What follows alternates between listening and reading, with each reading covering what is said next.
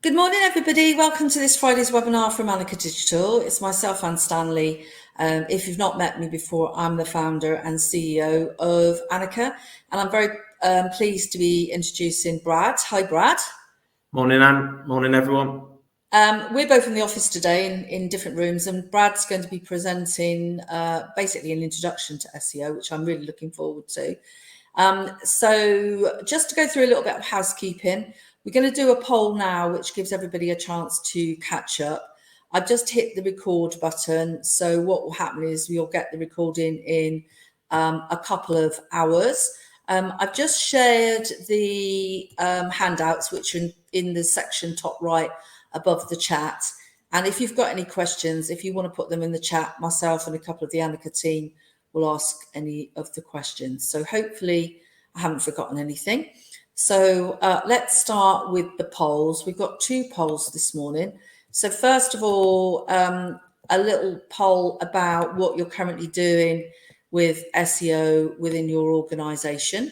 So you should see it come up on your screen now. You can tick more than one in this case. So what is your current SEO status? The first one is I don't work in an organization doing SEO, or I'm a student unemployed.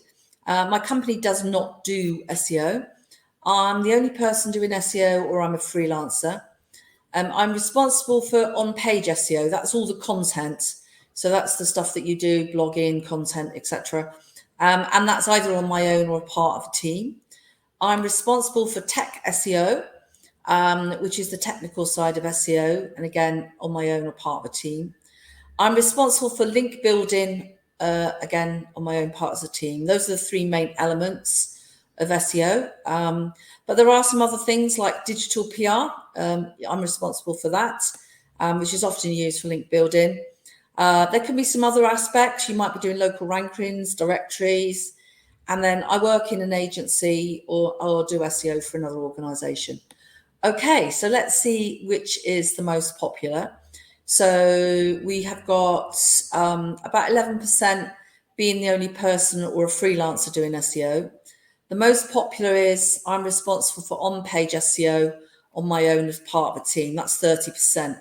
That's pretty common because people usually start there, don't they, Brad? Yeah. And then that's what the main focus of today is as well. So excellent. That's good. So they're going to learn lots there. And then we've got a mix between tech SEO, link building, digital PR, and other aspects. And then I'm guessing that's the Annika staff. Although we get quite a lot of agencies do come on our team. So yeah, definitely the most popular at 31% is the on-page side. So the second question is really about what level you're at. So none, what is your current knowledge of or experience in SEO? None, I'm a complete beginner. Newbie, I understand the basics, but to have little or no experience. Intermediate, 1 to 2 years. Experience, 2 to 5 years. Expert or guru, isn't that an animal? 5 to 10 years. Okay, so it's a little bit. So you've got interesting, newbies. Newbies are about 42%, and then you've got a pretty even split between having no experience and being a geeky expert. We have got a couple of those from Annika, so they might be on the call. So that's it. So without further ado, unless you've got any more questions that I need to answer in the chat now, I'll pass back over to Brad. Somebody's asked a question. Is this very different from SEO housekeeping? A little bit, but it is a little bit the same. There are some shared slides, but yeah, it's more focused on the on-page stuff this week. Okay, brilliant. All right, then. Well, I'll see you in about 50 minutes. Good luck. Bye. Ooh, thank you. All right. Good morning, everyone. So yeah, as Anne said, today we're going to be talking about getting scripts with SEO and focusing on optimizing pages that users and Google will love. I'll do a quick little introduction of myself and Annika. My name's Brad. I'm a digital strategist for SEO here at Annika. I've worked at the company for about 8 years now, and in SEO in general for around 12 years. Most of my role at Annika has always been more on the technical side of SEO, but more recently I get a lot more involved in new businesses that come on board with us, working out what they need to focus on and how they can get the most out of their website. Most of you are going to be very familiar with Annika, so I'll go over these slides pretty quick. But Annika has been established since 2007. There's 23 of us with over 45 clients, and our office is based in just on the outskirts of Leicester City Centre. I sit on the strategy team, so each of the channels has its own strategist. So I work alongside Emil, Katie, Holly, and Ed to kind of help push the business forward and make sure that we've always got our clients' best interest at heart. We also work with a wide array of businesses. So we work with the likes of the NHS, Uber, Experian, Eon. So we do a lot of business to business work, but we also do quite a bit on the e-commerce side as well for B2C and things like that as well. So with kind of whatever industry you sit in, there's usually someone at Annika that kind of specializes in that area. In terms of the services that we provide, we're almost a full service digital agency. We've recently introduced a creative team. So if you're looking for any creative work, so whether it's social ads, creative for your ads, whether you're looking to rebrand your website or anything like that, and that's something we're now able to help out with. And obviously we do all the usual paid media, PR, SEO, social media, and obviously I know a lot of you on here will also be very familiar with the training that we do as well, running the boot camps, and as well as that we do bespoke training as well. So I'm going to get straight into it. So first of all, we're just going to talk about what SEO is and the different elements that make up SEO and how Google kind of works. And then we'll move on to the more nitty gritty. So first of all, SEO. So SEO stands for search engine optimization, and it is the process of improving a website to increase your visibility in organic search results. So unlike PPC or paid media, where you might set up an account, give Google some money, and 5 minutes later, you're found on the top of Google.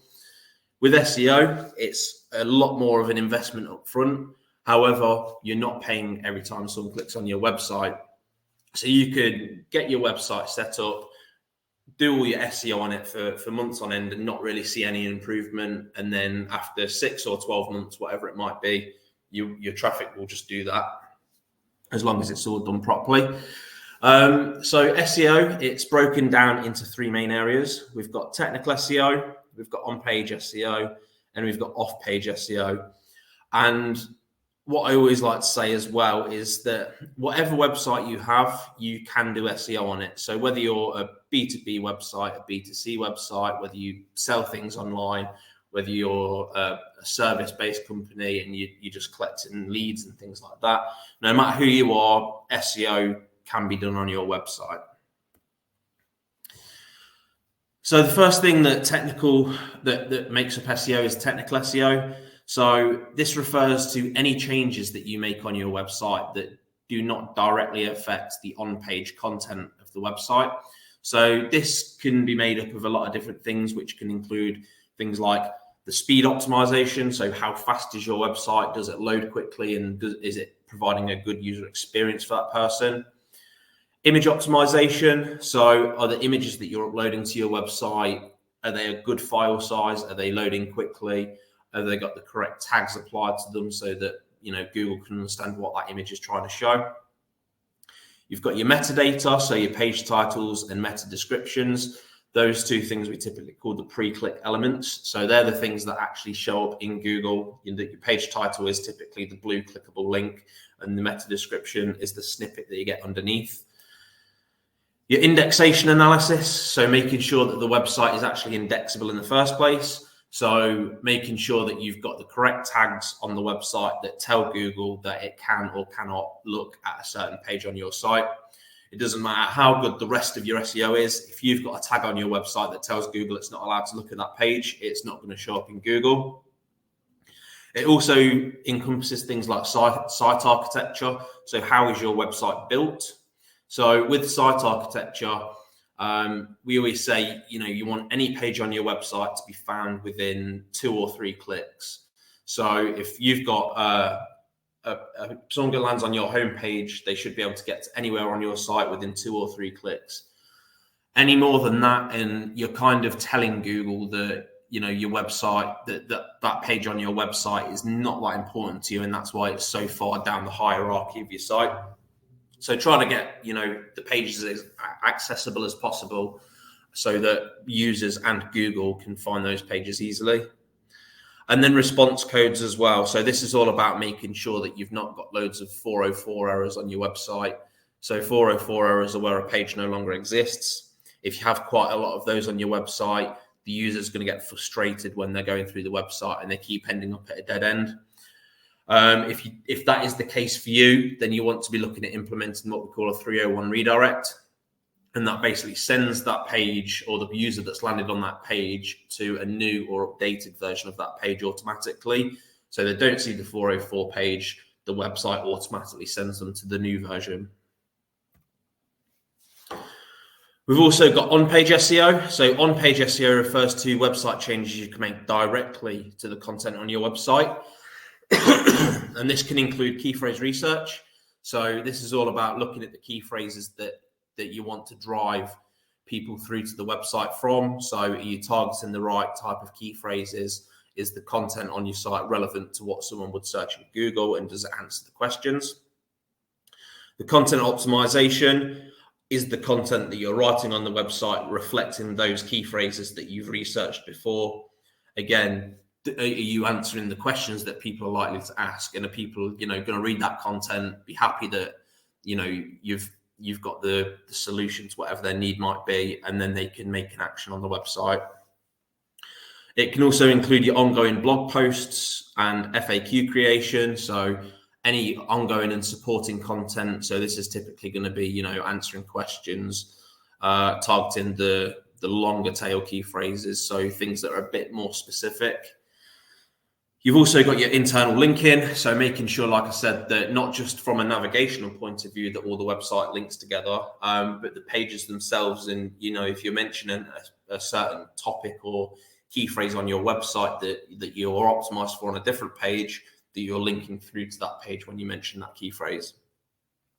And then finally, heading tag structure. So this is all about the headings on the site. So your H1 tags, your H2 tags, and so on. And the on-page SEO stuff is going to be the main focus of today.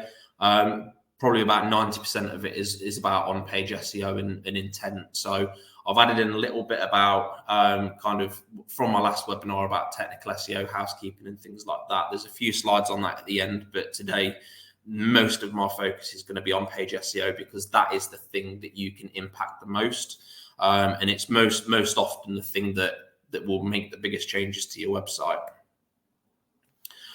And then finally, off-page SEO. So this refers to any tasks completed to improve your website's organic visibility away from the website. This is mainly focused around the links that point to your website. So a link from one website to another is essentially, you've got website A over here, and they've provided a link that people can click to and get to website B. In Google's eyes, that is what we would class as a vote of confidence. So Google looks at that link and says, oh, this website is recommending this site over here. So we'll pass some of the authority that this website has over to this website over here. And therefore, your domain authority will go up, and, it should become a little bit easier to rank for whatever kind of topic you're talking about on that page that's got the link. Other tasks can include competitor link analysis. So looking at your competitors' links, seeing where they're getting linked from, seeing if you can create the same sorts of content to get that same coverage that they've got. Broken link building. So this is all about making sure that if you do have links to your website, they're going to pages that are live and not 404 errors. If you've got links to 404 pages on your website, typically it's not going to pass any authority because it's going to a dead page on the website. You've also got things like digital PR. So at Annika, at least, our SEO team and PR team have kind of merged together into one now. Digital PR goes hand in hand with SEO. So whenever we have an SEO project, we typically like to include digital PR within that so that we can create an integrated strategy to build links to the pages that we're trying to improve and things like that. And then you've also got reviews and citations as well. So this could be reviews on your website. It could be reviews on third-party platforms like Trustpilot or reviews.co.uk, whatever it might be, or on your social media profiles. And then citations is particularly useful if you're a local business. So these are basically directory listings. And you want to make sure that your citations are all aligned. So making sure your business name is exactly the same, your address is exactly the same, and your phone number is exactly the same across all of the web. So your website, your Google Maps profile, your directory submissions, your Bing Maps profile, you want to make sure they all match exactly the same. Because from a local point of view, even if there's not a link on those directory listings, if Google can figure out this is your company, it can help improve your organic listings. So now we know what goes into SEO, we need to know how Google works. So Google has a few different processes when it looks at websites. So the first thing it's going to do is crawl the website. So this is when Googlebot lands on your website and it's going to try and discover everything it can about your website. So from a technical point of view, we want to make sure that first of all, Google can actually crawl the website. We've not got a robots tag on there that's telling Google that it can't crawl it or something like that. You also want to make sure that you've got an XML sitemap on your website. So if you go to your website.co.uk/sitemap.xml, you should have a file there that essentially lists all of the pages on your website. And what that does, it makes it really easy for Google to go down and just go through those pages. So if it is struggling to find pages on your website, it can use that file and just go down the list and it'll find everything as long as it's up to date. Once it's done that, it will move on to the indexing stage. So it will actually look at the content on those pages and it will have a look to see whether the content is of a good quality to begin with. And more importantly, whether that content is original. So have you copied and pasted this content from another website? If you've copied and pasted from another website, Google's not going to show your website. It's going to show the person that originated that content.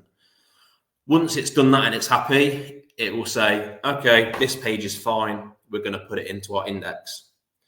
What it then does is it looks at the types of key phrases that the page is mentioning, what is the topic of the page, what are you talking about? It's going to look at the other sort of factors that it takes into account. So, how many links are coming into this page and things like that. And then it's going to decide where in its index it's going to rank you. So if you've got a really in-depth piece of content on your website that's, it's optimized really well, you've happened to have got a load of links pointing towards it, Google might look at that piece of content and go, oh, you know what, we'll put that on page one because it's really good. However, if you have a piece of content that is optimized, but it's brand new, there's no links pointing towards it or anything like that, Google's going to look at that and go, it's good, but we trust these websites a lot more that are above it. So it might put you on to page 2, 3, 4, 5, and so on. Once it's done all that, Google will in real time just go back and keep reviewing the types of the ranks that it's got. And it will decide how to, shuffle around and decide whether your website goes up or it goes down in the search results. So it's always looking for changes to your pages to make sure that it's up to date with its rankings, and that whether a new page has come on that's been updated more recently than yours and contains more up-to-date information, it might decide to, rank that one a little bit higher because it's more recent. So especially when it's a time-sensitive kind of piece of content, Google will always tend to put newer ones at the top. So making sure that your website is kept up to date and that you're not just kind of doing your SEO once and then leaving it for a year, because you're not really going to get the return from anything when you just do it once and leave it. there are hundreds of ranking factors that Google looks at when it's deciding how it's going to index and rank your website. And whilst we do know a great deal of them, we can actually boil these down to about 10 or so core factors. So these generally are around content. So, you know, what is the content of the page? Is it written well? Is it unique? That sort of stuff. The links pointing towards it. So has this website got links pointing towards it? And has this specific page got links pointing towards it? It's going to look at the intent and relevancy of that page. This is something that is going to be the main focus of today, about user intent and how relevant your website is when you're trying to get your page to show up in Google. So, you know, is the intent of this this searcher to buy something? If so, Google wants to show websites where you can buy things. It's also going to look at the website load speed and mobile friendliness. So website load speed, like I say, is your website quick? Does it take 10 seconds for your website to load up? If so, the users aren't going to stick around on that website. So Google's just not going to show your website. And again, with mobile friendliness, Google uses a mobile first index. So it looks at your mobile site. So if you've got a poor mobile site that's not optimized for mobiles and the text is too small and the images go off the side of the screen, Google's not going to be too happy with that. We've got domain authority. This is more of a correlation than an actual ranking factor. Domain authority is not a Google metric. It's something that mods invented, but it's their interpretation of Google's page rank. But typically, you know, if you've got a higher domain authority, you should see that it's easier for your website to rank. Your keyword optimization. So you mentioning the key phrases that you want to rank for in the right place. So in your page titles, your headings, is it mentioned throughout the content of the website? You know, if you've got relevant content on other pages that are pointing back to that page, that sort of thing. Your website structure. So like I said, is the website easily navigatable, and is that page that you're trying to rank easily findable on the website? If you've got to click 6 times to find that page on the website, you're basically telling Google that, look, this page ain't important to us. So Google's going to think the same, and they're just going to say, well, if the person that owns the website doesn't think this is that important, we're not going to show it. And then you've got website security. So this is just about making sure that your website is secure. So making sure you've got a HTTPS at the start of your URL, and that, you know, there's no risk that someone's going to put their personal details or credit card information into the website and get scammed. And then finally, website experience and engagement. So this is more about, you know, when Google's looking at the search results and deciding who to rank, are people clicking on one result and then going off and going to another website and then completing an action? If that's the case, they'll switch those rankings around and put the one that gets the engagement higher up. So moving on to optimizing your website. So we know what Google likes to see when looking at websites and to decide rankings. How can our website fit these criteria? So the first thing we want to do is ensure that our website is targeting relevant keywords. So to do this, you can look in your Google Search Console account.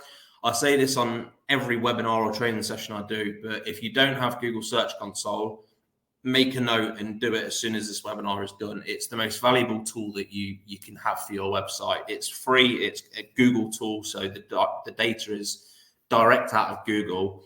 And you can see, you know, what you're showing up for in Google. You can see how many clicks you're getting. And you can also see whether Google is indexing the website properly. So you can see whether you've got loads of errors on the site and things like that. But you can use Search Console to find relevant keywords. The only thing with Search Console is because it's using data from your website, you already have to be in Google for that specific key phrase. So it's not the best tool to find new key phrases for, but if you find you've got a website, a key phrase in here, that has thousands of impressions and no clicks, you know, that's a very good key phrase that you should probably be optimizing a little bit better on the website. And because you've got loads of impressions but no clicks, you're probably, you know, you're on page 2, 3, 4, 5 of Google for that key phrase or so on. And nobody's going to go off typically the first page. You know, you might get the odd person that goes to page 2, but the vast majority of people are only bothered about the top few results that come up in Google. So like I say, you can use Google Search Console for this. It'll tell you how many clicks you've had for certain key phrases. So how many people have clicked our website after searching Annika Digital, 353. And overall, we've had 964 impressions. So 964 people have searched that and our website comes up. And out of those 964, 353 of them clicked our website. If you are looking for brand new key phrase ideas, the next tool I'll recommend is SEO Monitor. So if you go to topics.seomonitor.com, it will take you to the new version of this tool. But at the minute, it is free. And it's basically like the Google Keyword Planner tool in Google Ads. What you do with this tool is you've got a few pages on your website and you say, all right, I want to optimize my page for, this page we sell drivers for people that are playing golf. So up here, we're going to search for golf driver, and our tool is going to give us 110 key phrases that are highly related to that one term. So we know, although we want to optimize for golf driver, there's 110 key phrases here that are very similar to that, and we can tailor these to however we want. So overall, although golf driver might have 12,000 searches a month that we can see here, of these key phrases that are high related, there's a total search volume here of nearly 87,000.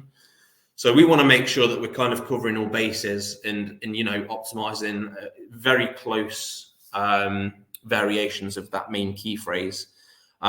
So this might be all on the same page, or it might be on various different pages, but we need to look at the intent of those different types of key phrases.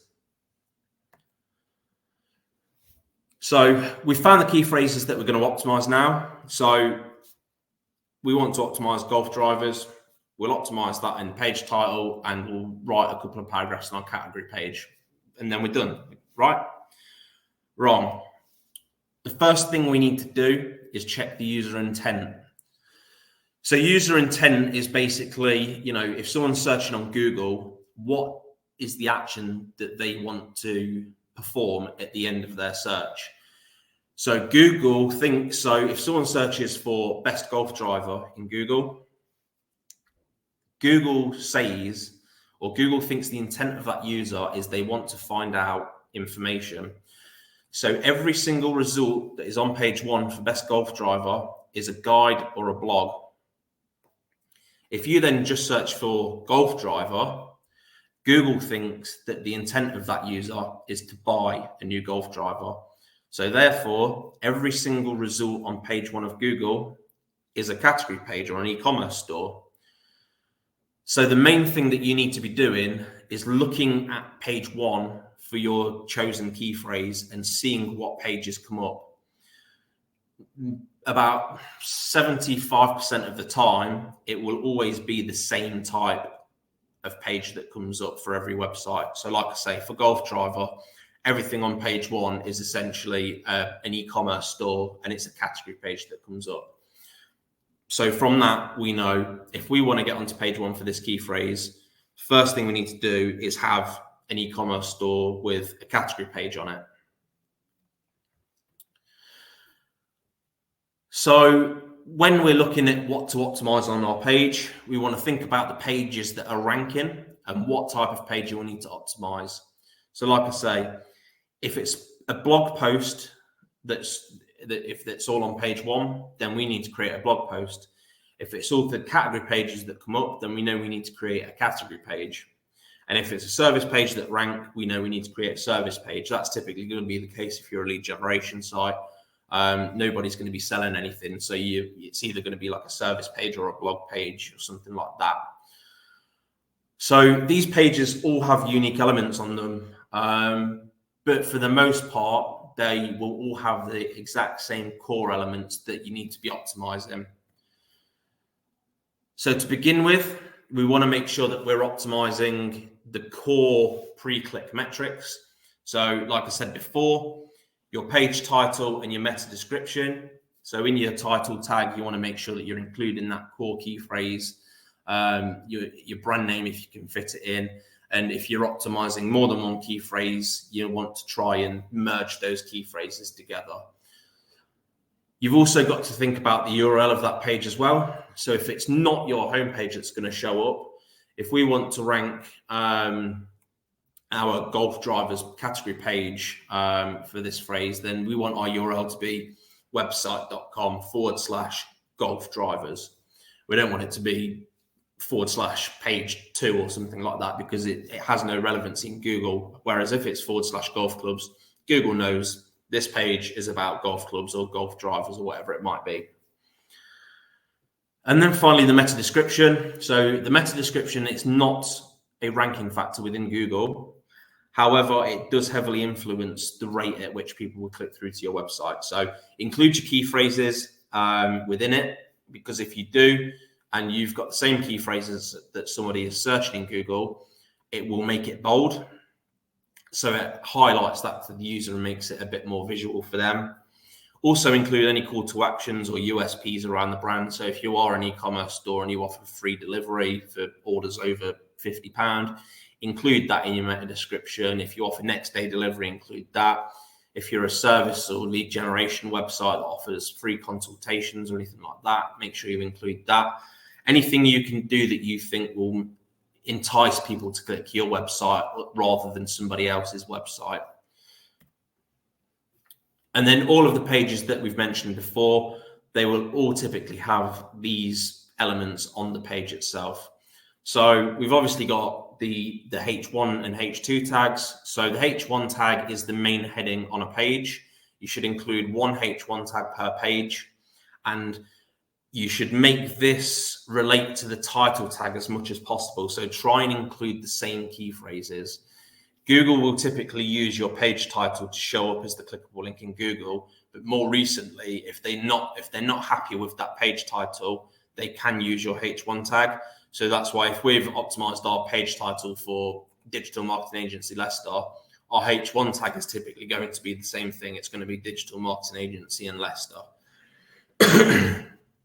Your secondary heading, it doesn't carry near as much weight as the H1 tag, but making sure that you can use them as much as you want, but wherever you start talking about something else on the page, put a H2 tag at the top with another heading in and include your other key phrases that you're trying to optimize that might not be as important. You've also got your page body content. So this needs to be engaging and should contain the key phrases naturally. Don't try and fit all of your key phrases in so that you end up with a sentence that says, if you're looking for a new golf driver, buy a golf driver from us because we have the best range of golf drivers out of all the websites that sell golf drivers, because it doesn't make sense to the user.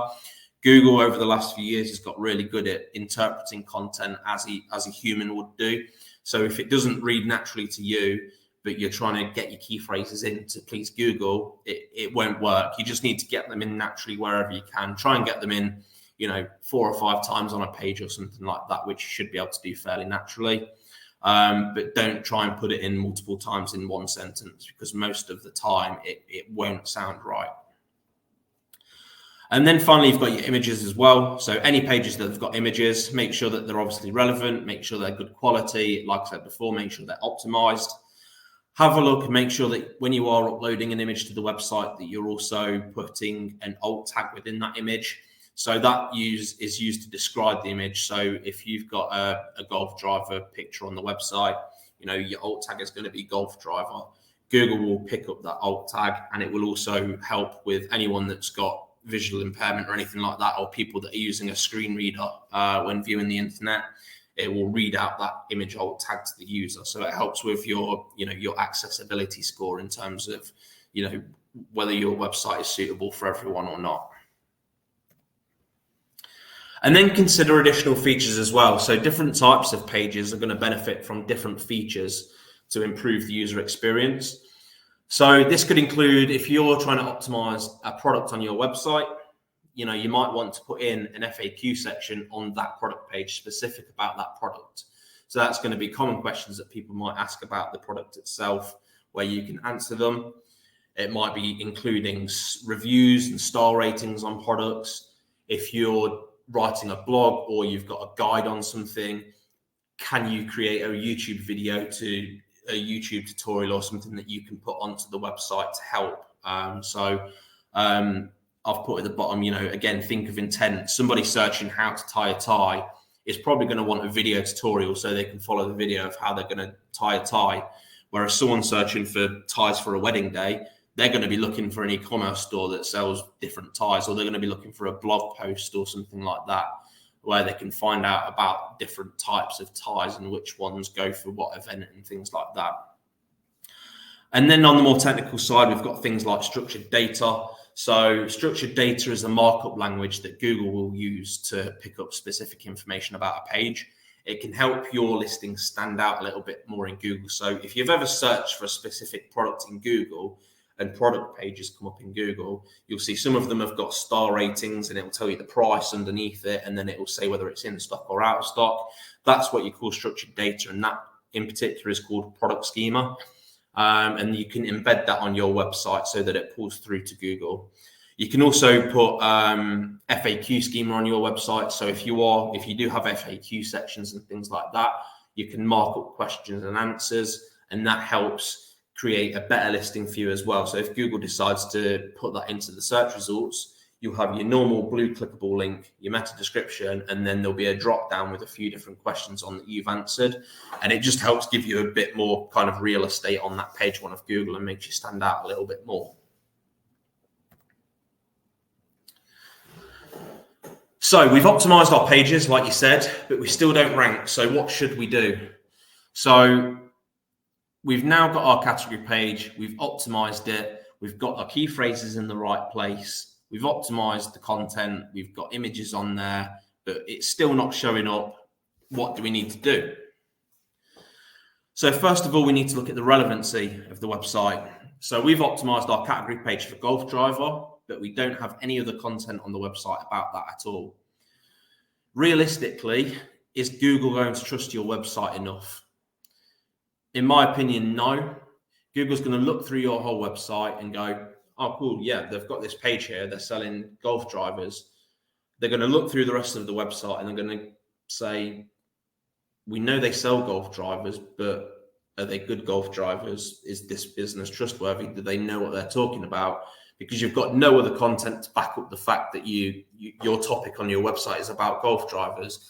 It's the same for anything, even if you're a lead generation site. So for Annika, for example, our SEO page, we could say, we are the best people for technical SEO in the whole of the world. Unless we've got loads of content and reviews and things like that to back it up, Google's just going to say, well, that's their opinion, but we're not going to show you up anyway. So we can get a wealth of data directly out of Google to help with this. So what we want to be doing is creating a library of content. So what we're going to focus on is this people also ask box.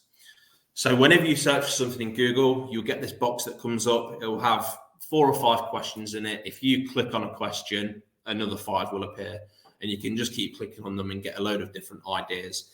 And this is direct from Google. This is basically Google telling you that if somebody has searched for golf driver in Google, they are in the same group of people that are searching for, how do I choose the right driver for me? What is a driver for golf? How do I know what golf clubs to buy? These are all the questions that people are asking to, and they end up in the end searching for golf drivers. So we know if we want to target those people that are searching for golf drivers and we want our website to show up for that phrase, we need to be creating content on our website that answers a lot of the questions that come up in this type of box. If you don't want to use the people also ask box in Google, you can also use another tool called Also Asked. This is a paid for tool, but you can use it for free. I think it's 3 times a day. And what you basically do is I've put in here, you're probably not going to be able to see this because it's very small, but I've put into this tool, best golf driver for me. What that will do is it will scrape all the data out of that people also ask box in Google, and it will create sort of like a framework of everything related to that phrase and what people are searching for in Google that relates to it. So like I said, I've searched here for best golf driver for me. This tool's come back and it said people that are searching for this, they've also said, what driver does Rory McIlroy use? And the people that have searched what driver does Rory McIlroy use have also searched for what driver does Tiger Woods use, what driver does John Rahm use, and things like that. It also says if you search for best golf driver for me, people have also asked what loft driver should a high handicap use. And people that have asked that have said, how do I choose a driver shaft flex? How do will I need a new driver to help my slice? How do I know what my swing speed is? Things like that. So this builds a framework of content and questions that you can use to kind of wireframe and create blogs from. So although you can only use it 3 times a day for free, it's really good for kind of mapping out a framework for what you're going to blog about. So, we might say, okay, we're going to create a blog post on our website that goes through what do all the professional PGA Tour players use as their driver. And within that, we're going to have our subheadings, and the subheading's going to be what driver does Rory McIlroy use, what driver does Tiger Woods use, and so on. By doing that, we're answering this main question here as well as all the main questions in there. And then we're going to create another blog post, what loft driver should a high handicap use? And within that, we're going to answer a load of different questions that are all related to that. And all this data is coming directly out of Google, so we know it's all kind of interlinked and it's all relevant. Once we've done that, we want to look through and make sure that all of these pages interlink together. So we've got our golf driver category page here. And what we've now done is we've said, okay, we've built out a golf driver FAQ page. And then we've also got, we've got 10 blogs on our website now about golf drivers. We've got, the best golf driver of 2023 as a roundup. We've got, why do I slice my driver? What flex shaft do I need? What loft driver do I need? We've got blogs on all these different topics. What you want to make sure that you're now doing is linking those all together. So in my diagram here, I've got all of the different blog posts and 1,000 arrows that you're not going to be able to see. But what I'm basically saying is you've got your main golf driver category page here. That page, within the content, we've got a little box that says, need help with choosing a driver or something like that. That links off to our golf driver FAQ page. Within that, we're answering questions. So one of the questions on our FAQ page might be, what flex shaft do I need for my golf driver? Within that question, we're going to have a link off to our blog specifically on what flex shaft do I need for my golf driver. And then we're going to talk about that. And then on that blog post, we're going to link off to what loft driver do I need? Because, if you know what flex shaft you need, you also need to know what loft you're going to need. And they link together. So all of this content here all links together. We're not just linking down from one page to another and then going down the hierarchy of the website like you would do in a menu. We're linking down from the category page. We're linking back up to the category page. We're linking across the website to all these different pages and making sure that everything has a link. It's all interlinked together. And as soon as Google lands on that golf driver category page, they're going to go, oh, there's a link over here to a golf driver FAQ page. Oh, no, wait, this then goes off to all these blog posts about drivers. So these guys really know their stuff. And this is what we call topical authority. And this is what we're trying to convince Google that, you are an authority on this topic. So making sure that everything is aligned, you just want to make sure that it all interlinks together. You've got, a whole host of content on the same sort of thing. So moving on to a few different technical SEO parts. This hasn't got too much slides in it, but like I said, the main thing that I wanted to get across was, making sure that you understand the user intent of someone that's searching for your key phrases on Google, and make sure that you're structuring your website in a way that, Google's going to know that you're not just optimizing one page. You've got a whole host of a whole library of content on there, and that you are an authority on that topic and you do know what you're talking about. But to complement all the work that you've done from an on-page point of view, obviously you need to make sure that the technical SEO side of the website is fine.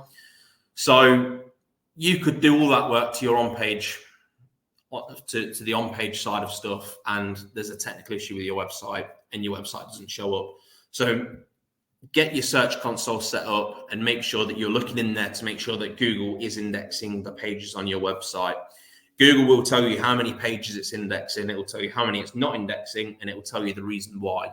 It might be that you've got a tag on there that says, don't crawl this page. It might be you've got a canonical tag on there, or Google said, we've not indexed this page because it's incredibly similar to this page, so we're just going to index that one so that your pages aren't fighting each other in the search results and things like that.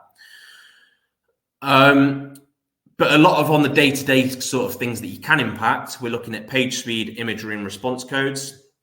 So like I said before, images, although they really help tell a story on your website, they can also cause it to be painfully slow if you're not optimizing things properly. So have a look at the images on your website. You can, if you want a paid tool, you can use Screaming Frog to crawl all the images. I think it's £150 a year.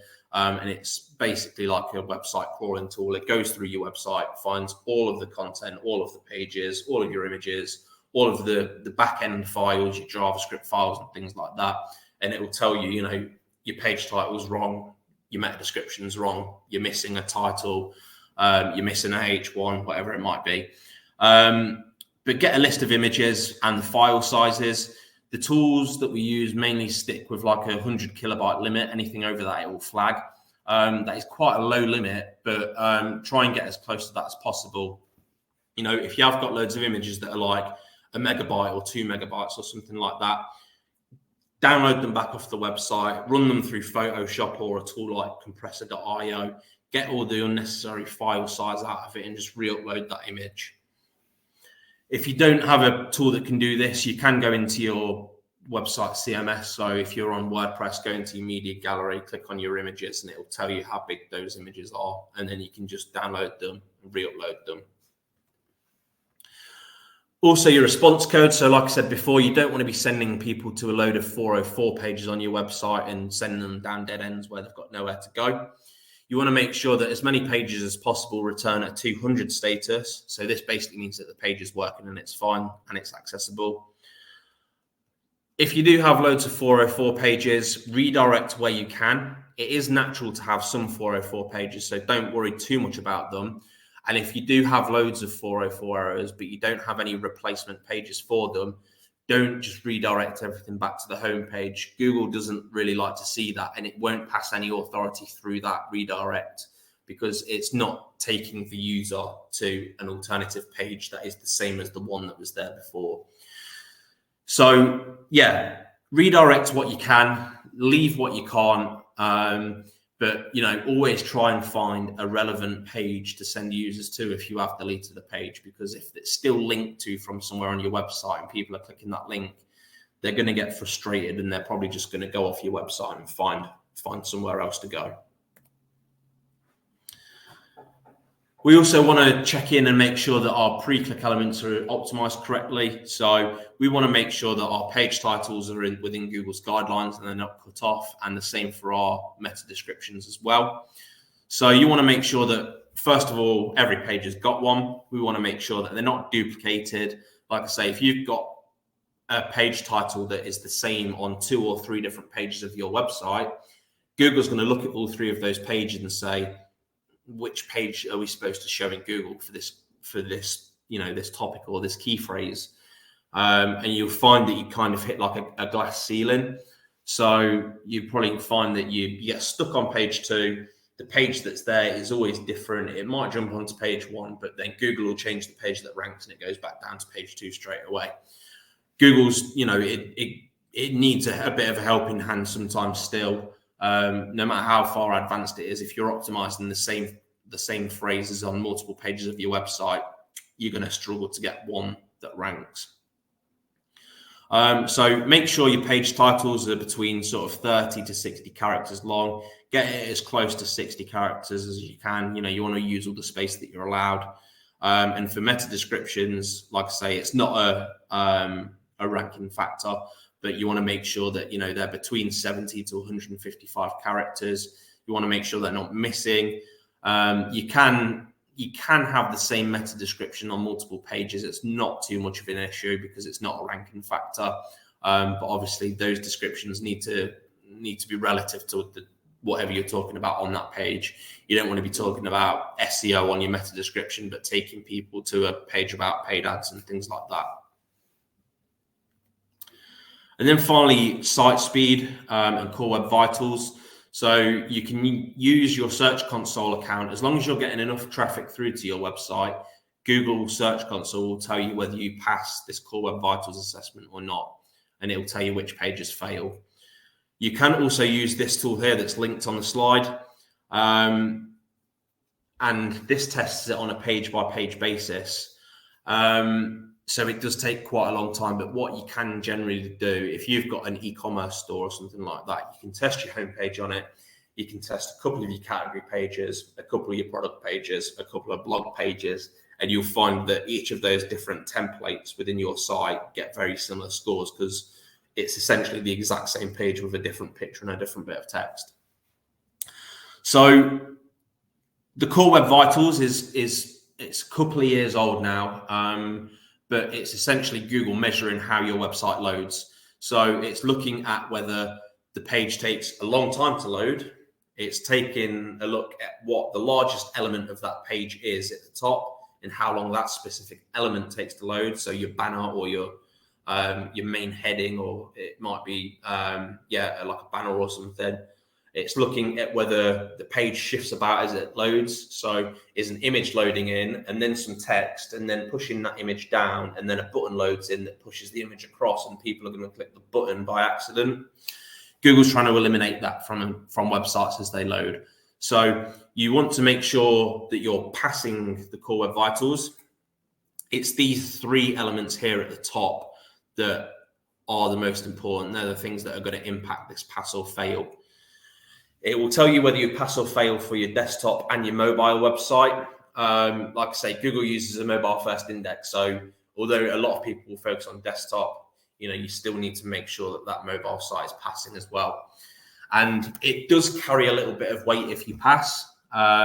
Google uses it more at the moment as a deciding factor. So if you're evenly matched on the content on your website and your authority, Google will look at the core web vitals, and if one passes and one website fails, Google will put the one that passes above the one that fails because it provides the better user experience.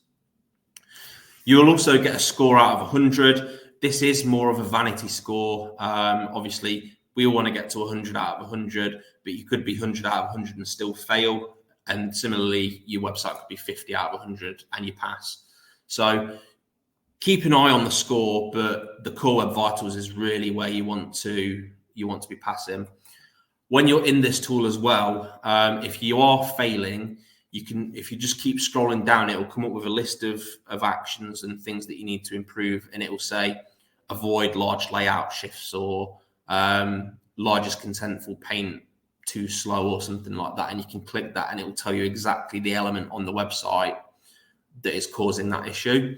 Obviously, you might need a developer or someone that can go in and fix the way the website loads. But yeah, you can get the recommendations directly out of Google and then send them across to a developer or someone like that. And then finally, Offpage SEO. So Offpage SEO is responsible for all activities away from your site. So like I say, this is all about the links pointing to your website and your domain authority. Like I said before as well, domain authority is not a Google metric. It's not something that Google looks at. It's not a Google metric. It was invented by a company called Moz, that it's basically their interpretation of the old Google PageRank. So to impact your domain authority, you need to be earning links from other websites. So like I said, that's a kind of vote of confidence from another website. So that's website saying, go to this website here. We said, we think this is a really good article, and that's basically them giving your website the thumbs up. The more of those that you get, the more Google will trust your website and the easier it will become to rank for your key phrases.